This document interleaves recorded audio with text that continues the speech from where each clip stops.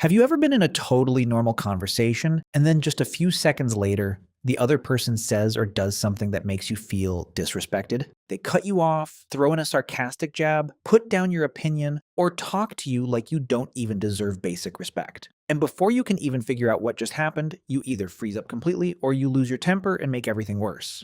In the end, they just walk away like nothing happened, while you're left carrying that frustration and humiliation, replaying it over and over in your head. I should have said this instead. Honestly, I've been there myself too. And the most frustrating part isn't getting insulted, it's realizing you let someone else decide how you'd react. So, how do you respond to disrespect without yelling, insulting them back, or losing your cool? I'm Dex. Today, we're breaking down the 6 sharpest responses that'll help you take back control, put the other person right back in their place, and make them regret ever disrespecting you. You don't need to say much, just the right words at the right moment. Let's get started. 1. Agree without surrendering. Listen, think about this for a second. Have you ever noticed that when someone throws a sarcastic jab at you, it's almost never random? There's no such thing as an oops, that slipped out. When someone deliberately labels you or attacks you in front of other people, what they're really doing is throwing out a test. They're waiting to see which familiar script you're going to play out.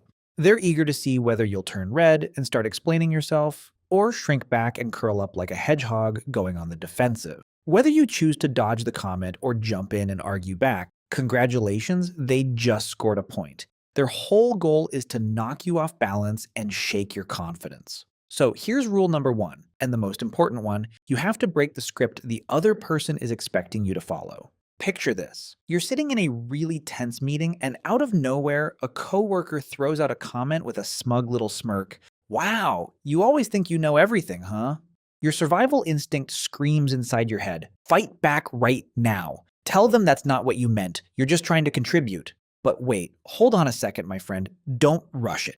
The moment you start explaining yourself, you're basically signing your name to confirm that their little jab actually landed. Instead of putting yourself in a weak position, try this instead. Look them straight in the eye. Keep your face relaxed, no frowning, no tension. Use the calmest tone you can manage, and respond gently. Yeah, I do have a pretty clear opinion on this. Boom. Do you know what just happened? You just drained all the gas out of their car. You agreed, but you only agreed to the part of the truth you chose for yourself. You never bought into the negative label they were trying to force on you. Sarcasm only works when the person on the receiving end feels embarrassed and tries to deny it. When you confidently confirm your own stance, with no hesitation and no apology, the other person freezes up completely for a few seconds. You don't even bother attacking back, you simply refuse to accept that toxic little gift. Their joke suddenly falls flat and fails miserably. 2. Make them explain themselves. Have you ever run into the kind of person who's a master at throwing rocks while hiding their hand? Oh man, this kind of boundary-crossing behavior is so common, and it's incredibly frustrating. These are the people who specialize in snide little hints, tasteless jokes, or worst of all, compliments that somehow leave you feeling like you just got insulted. From a psychological standpoint, these people use vagueness as their armor. They wrap a disrespectful blade inside a package labeled "just for fun." Why do they do that? So they always have a safe way out. If you happen to get upset, they'll immediately throw their hands up in the air and put on their most innocent face. Whoa, I was just joking. Why are you so sensitive? And just like that, you're suddenly the one who's petty and overreacting. Annoying, right? So how do you deal with people like this? Yell and start a fight? No. Doing that just means you fell right into their trap. The strategy here is this: shine a spotlight directly on that vagueness. Force them to explain their own tasteless comment themselves. Next time they throw out a joke that reeks of mockery, do not laugh it off just to move past it. Don't frown either. Stop whatever you're doing completely. Give them your full 100% attention. Look at them like someone who's genuinely confused and wants to understand, and ask in the calmest tone you've ever used, "What exactly do you mean by that?" Or if it's a bad joke, "Can you explain that joke to me? I'm trying to figure out what's actually funny about it." And then silence. Lock your eyes on them. Just let the silence fill the room. Do you get the goal here? We're not wasting time trying to embarrass them. We're just handing that burden of responsibility right back to the person who actually owns it. When you demand clarity, their vague armor shatters. At that point, they're backed into a corner. They either have to bravely admit they meant to put you down, which people like this rarely dare to do, or they start stammering, turn red, and rush to change the subject. Trust me, having to swallow back that "I was just joking" line feels really uncomfortable. And I guarantee you, the next time they think about pulling a cheap joke on you, they'll think twice and hold back. 3. Take back your turn to speak and stay in control. Let's move to a different level now. In everyday conversations, having your speaking space taken away is one of the most frustrating forms of disrespect out there. Think about it. You're deep into explaining an idea you really care about, full of energy, and then suddenly someone jumps in and cuts your train of thought right off. Man, that feeling just gets stuck in your throat, right? What's the reflex for 90% of us? Either you freeze up and awkwardly hand the stage over to them, or you get annoyed and raise your voice trying to talk over them. Let me be honest with you, whichever option you pick, you're basically handing them the trophy for being in control. But people who truly own their space play it differently. Get interrupted? They don't get bitter about it. They just pause gently. They calmly let the other person finish talking, staying so relaxed about it that it actually gives the other person a chill. And the moment that person stops talking, they give a small nod, keep the exact same pace and energy they had before, and calmly say, "That's an interesting point. Now, let me finish what I was saying." And just like that, they keep going smoothly as if nothing happened at all. See how skilled that move is? You don't waste time with weak little pleas like, "Can I finish talking, please?" You don't bother arguing either. You acknowledge them while also politely putting them in their place about your right to finish your own thought. So what about when they try to overpower you with criticism? Something like, "Hey, why does this project sound so dumb?" Don't rush to pull out 10 bullet points to defend yourself. Flip the game around with a question that goes straight to the point. Which specific part of the project are you against? Or, if you have a problem with this decision, tell me exactly what the problem is. The ball of responsibility flies right back into their face. You're forcing them to actually use their brain and think, instead of just tossing out a baseless insult and smirking about it. Want to criticize? Bring the actual argument. Otherwise, stay quiet. 4. Don't give them a reaction. Sometimes the most devastating comeback is giving the other person absolutely nothing to work with. Welcome to the art of genuine indifference. Look at it this way. People who like to throw out little provocations are basically fishing. Their bait is a rude comment, and the fish they're trying to catch is your anger, confusion, or annoyance. Your emotions are exactly what feeds that ugly little habit of theirs. You get annoyed, they feel powerful. So cut the power switch. Don't give them what they want. But listen closely here. We need to be really clear about the difference between true, 100% indifference and just acting cold on the outside while boiling with anger on the inside. If you go quiet but you're rolling your eyes, sighing dramatically, and moving your hands around in annoyance, you lose. They're sharp enough to smell your frustration a mile away. Real indifference has to come from a deep, confident belief inside you. This person and this comment simply aren't worth even a single calorie of my mental energy. So when someone throws out a rude comment, what do? Look straight at them. Pause for exactly 2 seconds. Keep your eyes calm, no anger, no hurt, blank like a clean sheet of paper. Then casually turn away and go back to what you were doing, or turn to laugh and joke with the person next to you, as if a harmless little breeze just passed by outside. Important note here, this tactic is only for small, petty provocations. Do not use it for harassment, threats, or serious insults to your dignity. In those high-risk situations, your job is to protect your own safety, walk away, and get help right away, not stand there acting cool and collected. And I should warn you, in psychology, there's a phenomenon called an extinction burst.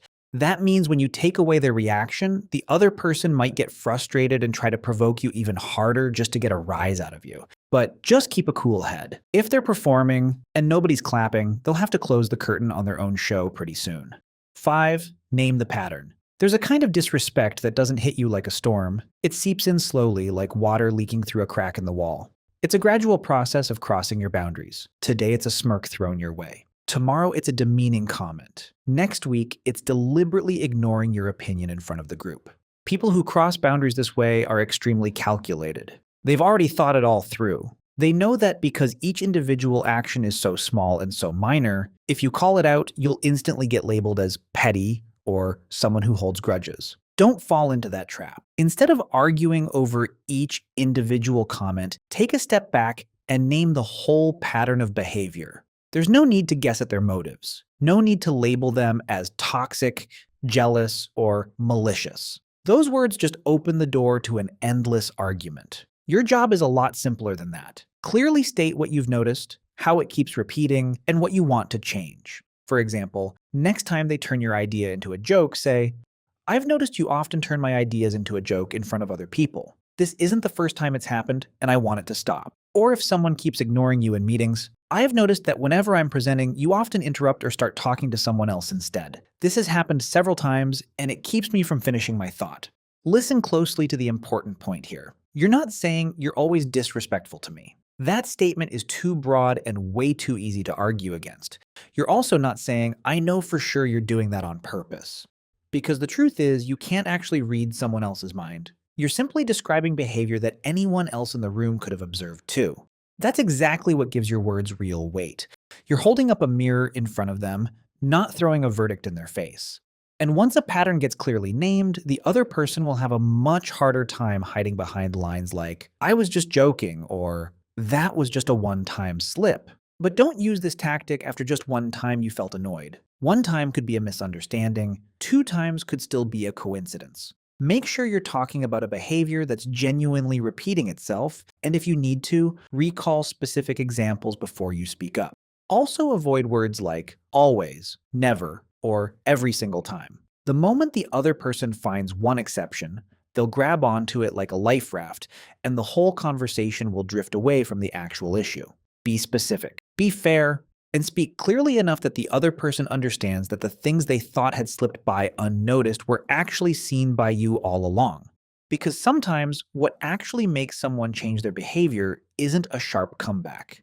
It's the moment they realize you've seen the whole pattern, and from now on, it's not allowed to keep happening the way it used to. 6. Set a boundary and follow through with consequences. Here comes the final boss. And listen closely, this is the heavy artillery. The tactic that decides whether you actually have real boundaries or you're just talking tough while backing down at the same time. This tactic exists to completely shut down disrespectful behavior that keeps repeating or that's gone way too far, past any limit you can tolerate.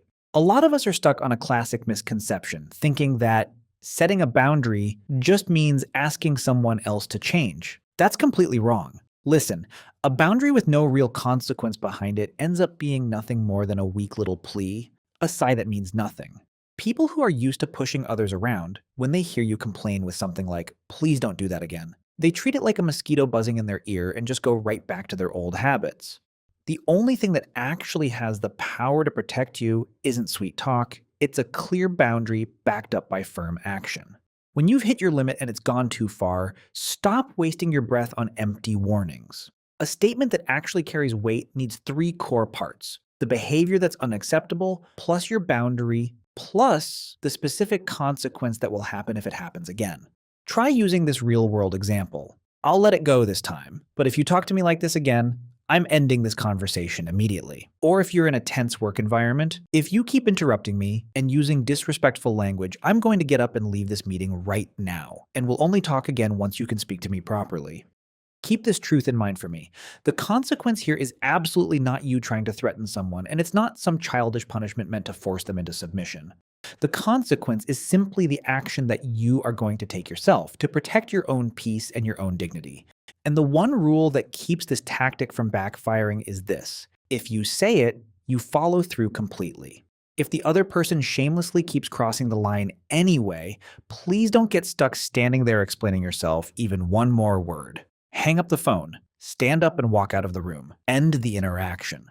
When other people realize that your words always come with consistent action, that your boundaries are made of steel and not of cookie dough, their brain basically gets reprogrammed to understand one harsh truth: mess with you and they lose access to you, and their disrespect will cost them your complete absence. That's the ultimate way to make someone learn their lesson on their own. All right, we just walked through the 6 most effective real-world tactics for fighting back against frustrating communication situations. But I want to share one core truth with you. Trust me, the real power to protect yourself has nothing to do with memorizing the exact lines I just gave you. If you use those exact words, but your eyes are looking away, and deep down you're still shaking, afraid of upsetting someone, your words will be as thin as a piece of paper. Real power has to come from a core belief planted deep in your mind. Respect is the bare minimum standard in every relationship. It's not a reward you have to bow down and struggle to earn. it's your default right. The point of today's video isn't to turn you into a hedgehog with its spines up, always ready to pick a fight with the world. We're simply learning how to protect our own space and dignity with the calmest, smartest mindset possible. When you truly believe you deserve to be treated with kindness, that confident energy will show up even before your words do, giving off a presence that makes other people fall in line on their own. Out of the 6 responses we covered today, which one do you feel like you need to start using tomorrow? Drop your thoughts down in the comments. I'll read every single one, and I really want to hear your real-life stories. And don't forget, send this video right now to a friend who needs a little push to confidently set boundaries in their own life. Keep your head held high out there. See you all in the next video.